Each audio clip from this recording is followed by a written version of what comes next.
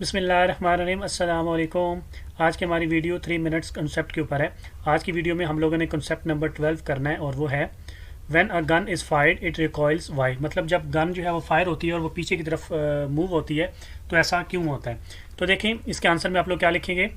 आप लिखेंगे कि according to law of conservation of momentum. अब देखें जो law of conservation of momentum होता है कि जब आइसोलेटेड सिस्टम होता है, ऐसा सिस्टम जिसके अंदर ना कोई चीज़ एंटर हो सके और ना ही कोई चीज़ जो है वो एग्जिट हो सके, ठीक है, तो उसको बोलते हैं आइसोलेटेड सिस्टम। तो आप लिखेंगे as per according to the law of conservation of momentum in an isolated system, जो total momentum before an event होता है वो इक्वल टू होता है total momentum after an event.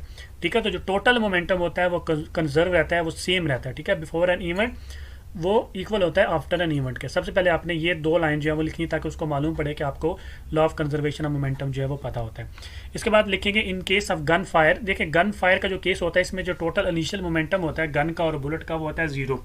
Zero क्यों होता है? क्योंकि इनकी वेलोसिटी जो है वो जीरो होती है दोनों की। गन भी एक जगह पे खड़ी होती है और बुलेट भी एक जगह पे खड़ी होती है, तो दोनों का जो वेलोसिटी होती है वो जीरो होती है, इसलिए जो टोटल इनिशियल मोमेंटम होगा वो क्या होगा? जीरो।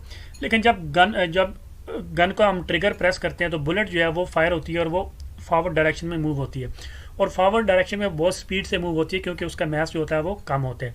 और जो गन होती है वो मोमेंटम को कंजर्व करने के लिए, मोमेंटम को सेव करने के लिए क्या करती है? रिकॉइल करती है, बैकवर्ड मूव करती है। ठीक है, क्योंकि बुलेट जो है वो सामने की तरफ मूव कर रही है।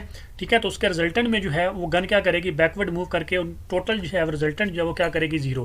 क्योंकि इनिशियल जो मोमेंटम होगा, टोटल मोमेंटम था वो क्या था? जीरो। तो फाइनल मोमेंटम भी जीरो होना चाहिए, इसलिए बुलेट जो है वो फॉरवर्ड मूव करती है। तो गन क्या करेगी? मोमेंटम को कंजर्व करने के लिए, सेव करने के लिए बैकवर्ड जो है वो रिकॉइल करेगी, बैकवर्ड मूव करेगी।